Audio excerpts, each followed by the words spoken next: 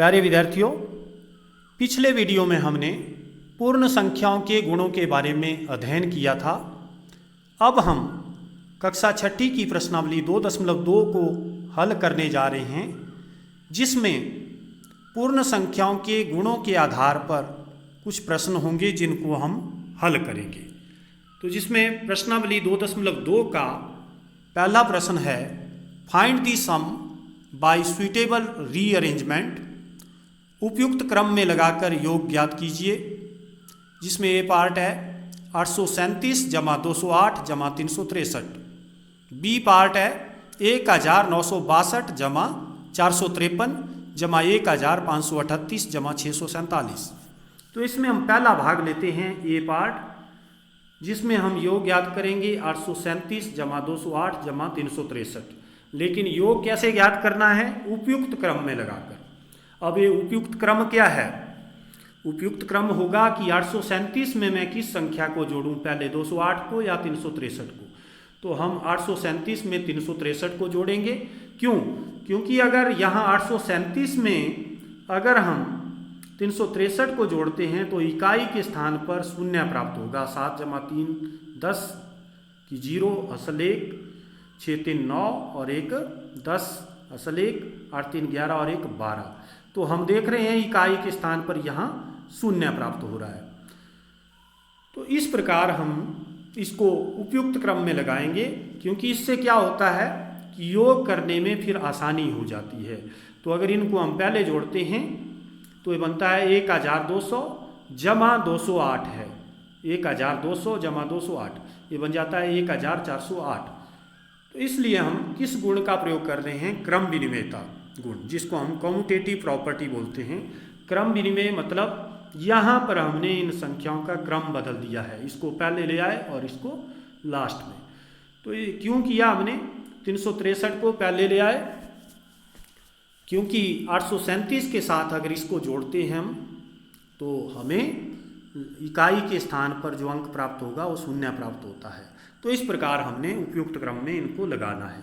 इसी प्रकार हम बी पार्ट हल करने जा रहे हैं, जिसमें है 1962 जमा 453 जमा 1538 जमा 647। इनको हल करेंगे। तो इसमें हम पहले 1962 में किस संख्या को जोड़ेंगे? या भी हम देखेंगे इकाई के स्थान पर 2 है और या इकाई के स्थान पर 8 है। 8 जमा 2 10 होता है, मतलब लास्ट में शून्य आएगा। और इन दोनों को हम इकट्ठे कर लेंगे, इकट्ठे जोड़ेंगे। 453 में इकाई के स्थान पर 3 है, यहाँ 7 है। 3 जमा 7 10 होता है। इनको हम इकट्ठे कर लेंगे, 453 और 647 को। तो इनको जोड़ना है तो 1962 जमा 1538 को जब हम जोड़ेंगे तो लास्ट में शून्य आ रहा है इकाई के स्थान पर, यहाँ भी शून्य आ रहा है। तो ईजी हो जाता है। फिर हम 3500 जमा 1100 दोनों को हम बता सकते हैं इजली कि कितना होगा जोड़कर 4600। 0 जमा 0 0 0 जमा 0 0 और 5 जमा 1 6 3 जमा 1 4। लेकिन हमने यहाँ इनको अरेंज करना है, इस प्रकार रीअरेंज करना है क्रम विनिमय गुण का प्रयोग करके, कम्यूटेटिव प्रॉपर्टी का यूज करके, मतलब क्रम विनिमयता गुण इसको बोलते हैं। तो हमने क्या किया, यहाँ पर इन संख्याओं का क्रम चेंज कर दिया। इसको यहाँ 453 को यहाँ ले आए इसके स्थान पर। तो यहाँ अगर 1962 में हम 1538 को जोड़ते हैं तो यह आ जाता है 8 2 10 असल 1 6 3 9 और 1 10 असल 1 9 5 14 और 1 15 असल 1 जमा 1 2 और 1 असल है 3। तो ये बन जाता है 3500। इसी प्रकार हम यहाँ इनको जोड़ते हैं तो ये भी 1100। इससे क्या होता है, योग करने में आसानी हो जाएगी। तो इसलिए हम क्रम चेंज करते हैं। इसके बाद है प्रश्न नंबर 2। दूसरा प्रश्न है, find the product by suitable rearrangement. उपयुक्त क्रम में लगाकर गुणनफल ज्ञात कीजिए। जिसमें फर्स्ट पार्ट है 2 गुणा 1768 गुणा 50। इसी प्रकार ये सारे पार्ट हैं यहाँ दिए गए हैं। हम पहला पार्ट लेते हैं, ये पार्ट 2 गुणा 1768 गुणा 50। अब यहाँ भी उपयुक्त क्रम में लगा के हमने इनका गुणनफल ज्ञात करना है। तो उपयुक्त क्रम क्या होगा, मैंने बताया था इस प्रकार हमने अब यहाँ गुणा इस प्रकार करनी है कि लास्ट में जीरो की संख्या, शून्य की संख्या ज़्यादा से ज़्यादा है, तो उससे फिर गुणा करने में भी इजी रहेगा। तो हम 2 और 50 को चुनते हैं गुणा के लिए पहले, क्योंकि 50 और 2 की गुणा इजीली कर सकते हैं। 2 गुणा 50 हो जाता है 100। फिर हम लास्ट में गुणा करेंगे 1768 से उसकी। इस गुण को हम बोलते हैं गुणन की क्रम विनिमयता। पिछले में कौन सा गुण था, योग की क्रम विनिमयता, यहाँ गुणन की क्रम विनिमयता है। कम्यूटेटिव प्रॉपर्टी फॉर मल्टीप्लिकेशन, वहाँ पर कम्यूटेटिव प्रॉपर्टी थी किस लिए, एडिशन के लिए, यहाँ गुणन के लिए। गुणन फल कितना आएगा हम देखते हैं। 2 गुणा 50 अगर करते हैं तो वह आ जाता है 100, फिर 100 गुणा 1768। अब यहाँ इजली आप बता सकते हैं कि 1768 गुणा 100 कितना होगा। अब हम क्या करेंगे, केवल 1768 की यहाँ जो 1 है उसी से गुणा करेंगे। 1768 गुणा 1 1768, बाकी 2 जीरो जो हैं लास्ट में वैसे ही लगा लेंगे, तो ये बन जाएगा 1,76,800। इस प्रकार हम इसकी गुणा आसानी से कर सकते हैं, उपयुक्त क्रम में लगाकर गुणनफल ज्ञात कर सकते हैं। इसके बाद बी पार्ट है जिसमें 4 गुणा 166 गुणा 25, इनका हमने गुणनफल ज्ञात करना है। तो 4 गुणा 166 गुणा 25, इसको भी हम उपयुक्त क्रम में लगाएंगे। कैसे, 4 की गुणा 25 से करते हैं, पहले 166 को बाद में ले जाते हैं। क्यों, क्योंकि 4 की अगर 25 के साथ हम गुणा करते हैं तो इकाई के स्थान पर शून्य आना जरूरी है, शून्य आ जाता है। 4 गुणा 25, 5 चौक 20, असल 2, 4 गुणे 8 और 2, 8 और 2 10, मतलब ये 100 बन जाता है। 4 गुणा 25 100, 100 गुणा 166, 100 की फिर 166 से गुणा करना इजी है। क्यों, क्योंकि 166 की हम 1 से गुणा करेंगे, 166 गुणा 1 166 वैसे ही, और लास्ट में 2 शून्य हम वैसे ही लगा देते हैं, तो ये बन जाता है 16,600। इसके बाद सी पार्ट है 8 गुणा 291 गुणा 125। तो यहाँ भी हम देखते हैं किस क्रम में इनको लगाएं कि गुणा करना आसान हो जाए। तो हम 8 की गुणा किस से करेंगे, पहले 125 से। क्यों, क्योंकि इससे भी अगर इकाई के स्थान पर शून्य आ रहा है, 8 गुणा 125, 125 गुणा 8 जब हम करेंगे तो यहाँ पर हम देखते हैं लास्ट में 0 0 आ जाती है। 8 5 40, असल 4, 8 दूने 16, 4 20, असल 2, 8 1 8 और 2 10, मतलब 1000 हो गया। तो 1000 यहाँ आ जाता है। 1000 से फिर इजी है गुणा 291 की गुणा करना। 291 गुणा 1000, 291 की हम केवल 1 से गुणा करेंगे। 291 गुणा 1 291, बाकी जितनी जीरो हैं 1 2 3 वो लास्ट में वैसे ही लगा देते हैं। तो ये बन जाता है कितना, 2,91,000। तो इस प्रकार ये प्राप्त हो गया 2,91,000। अगला पार्ट है डी पार्ट, 625 गुणा 279 गुणा 16। यहाँ भी हमने उपयुक्त क्रम में लगाकर गुणनफल ज्ञात करना है। जो गुणन की क्रम विनिमयता है उसका उपयोग करना है। तो हम किस प्रकार इस क्रम को लगाएंगे ये देखते हैं। 625 की 16 से गुणा करते हैं, 279 को लास्ट में ले जाते हैं। क्यों, 625 गुणा 16 अगर ये हम करते हैं तो लास्ट में 0 0 आएगा। 625 गुणा 16 इस प्रकार। तो इधर 6 5 30, असल 3, 6 दूने 12 और 3 15, असल 1, 6 6 36 और 1 37, और इधर 625 से कम 625। तो इनको जब हम जोड़ते हैं ये बन जाता है 5 5 10, असल 1 7 2 9 और 1 10, असल 1 6 3 9 और 1 10। तो ये बन जाता है 10,000। तो 10,000 यहाँ प्राप्त हो गया। और गुणा 279 फिर इजी रहेगा। 279 की केवल हम 1 से गुणा करेंगे, 279 एकम 279, फिर लास्ट में जितनी जीरो होती हैं उतनी लास्ट में हम यहाँ लगा देते हैं। तो ये बनता है 2,79,000 27,90,000, ये बन जाता है हमारे पास 27,90,000। ई पार्ट है 285 गुणा 5 गुणा 60। तो यहाँ भी हम क्रम को देखेंगे किस प्रकार इनकी गुणा करें। तो यहाँ पर 5 की गुणा अगर हम 60 से करते हैं तो इजी है गुणा करना, जीरो लास्ट में आएगा ही। 285 गुणा 5 गुणा 60, वैसे हम 5 की 60 से गुणा कर लेते हैं पहले। 285 गुणा 300, तो हम केवल यहाँ पर 285 की 3 से ही गुणा करेंगे।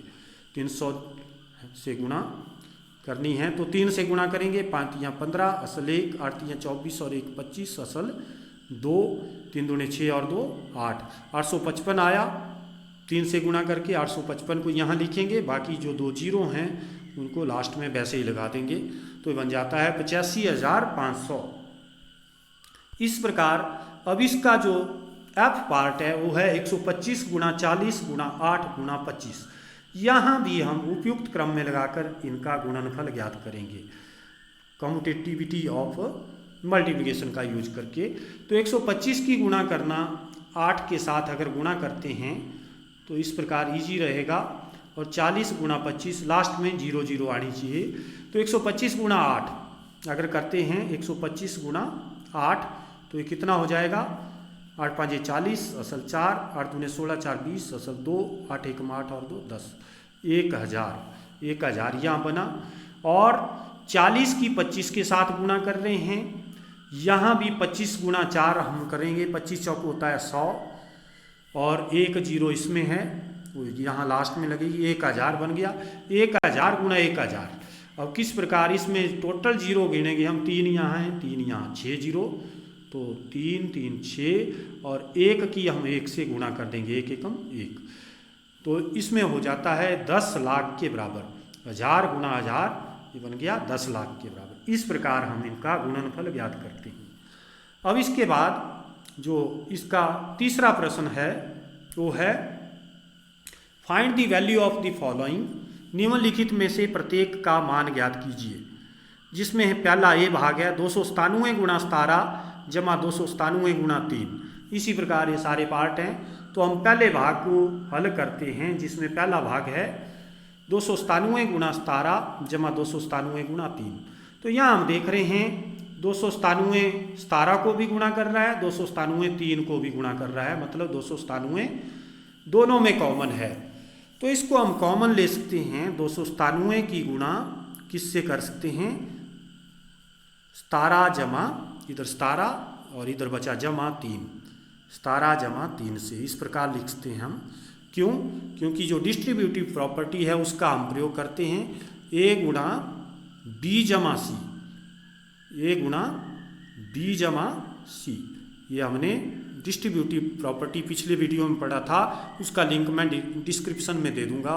वो होता है ए गुणा बी जमा ए गुणा सी, ए गुणा सी।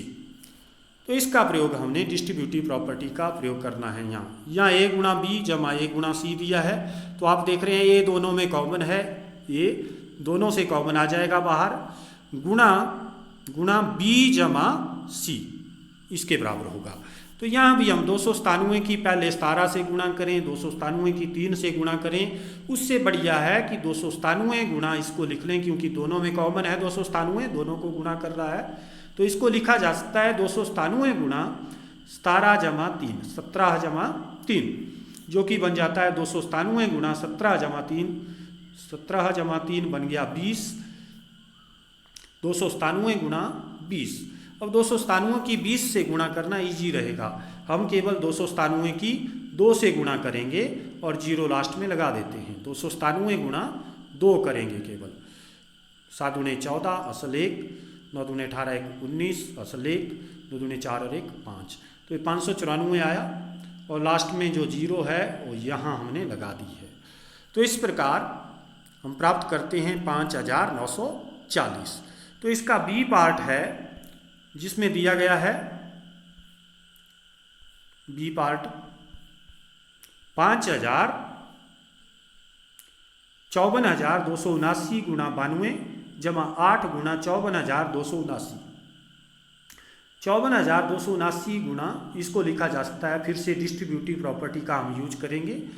तो यहाँ हम देख रहे हैं 54,279 दोनों में कॉमन है, तो इसको लिखा जा सकता है 54,279 दोनों में कॉमन ले लेंगे ब्रैकेट के बाहर और इसको ब्रैकेट में लिखेंगे इंटू 92 जमा 8 जो बच गए, क्योंकि उसी गुण का डिस्ट्रीब्यूटिव प्रॉपर्टी का हम प्रयोग कर रहे हैं। ए गुणा बी जमा ए गुणा सी किसके बराबर होता है, ए दोनों में कॉमन है, तो इसको लिखते हैं ए गुणा बी जमा सी, ब्रैकेट के अंदर आ जाएगा, मतलब ब्रैकेट के अंदर जो बी प्लस सी है दोनों की एक ही गुणा है, ए गुणा बी जमा सी।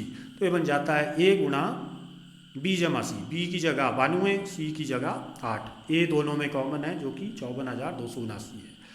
तो इसको लिखा जा सकता है 92 जमा 8, 54,279 गुणा 92 जमा 8 हो गया 100।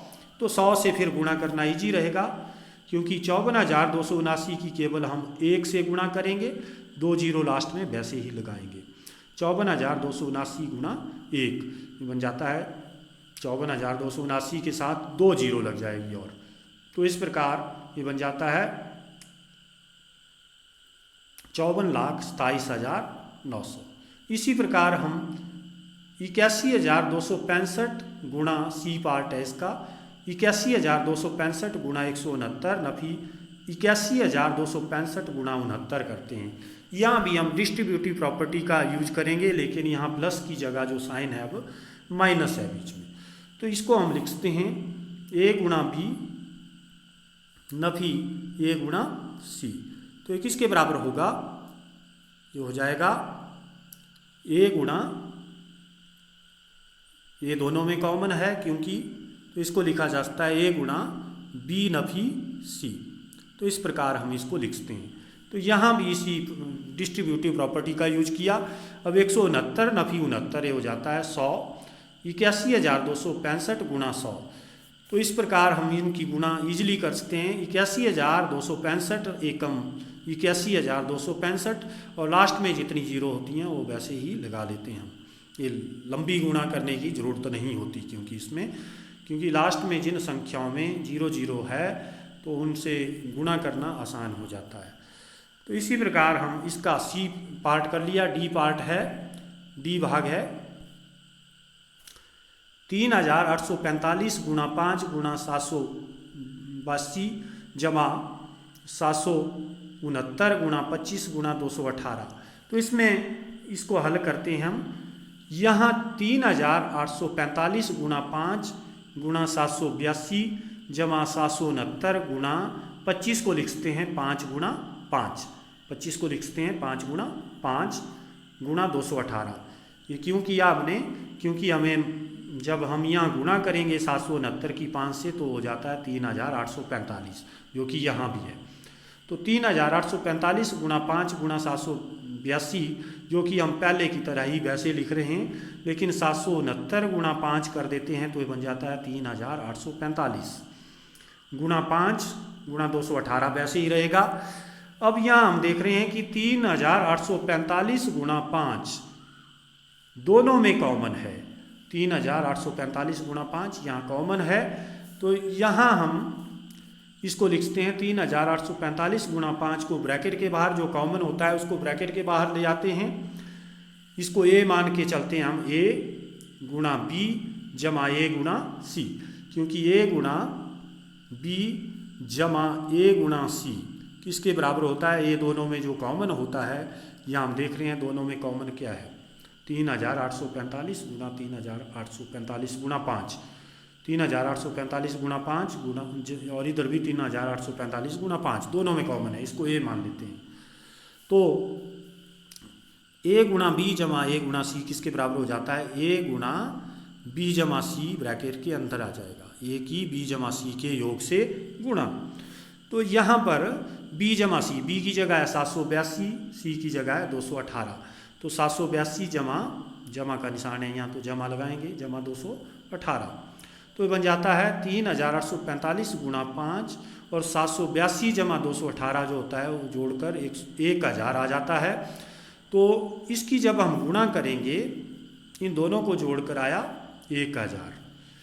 इसकी जब हम गुणा करेंगे 3845 गुणा 5, 3845 गुणा 5, तो ये हो जाता है कितना, 19,225 के बराबर।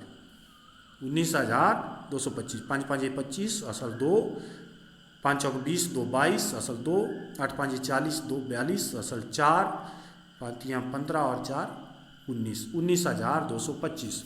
इन दोनों की गुणा की तो 19,225 हुआ, गुणा एक से गुणा करेंगे 19,225 ही रहेगा। लास्ट में जितनी जीरो हैं दोनों में, संख्याओं में जितनी जीरो हैं लास्ट में वो लगा देते हैं हम। तो यहाँ पर तीनों संख्याओं में यहाँ कोई जीरो नहीं है, इसमें कोई नहीं है, तो इसमें है 3 जीरो, वही लगा देंगे हम। तो ये बन जाता है इकाई, दहाई, सैकड़ा, हज़ार, 10,000, लाख, 10 लाख, करोड़, 1,92,25,000।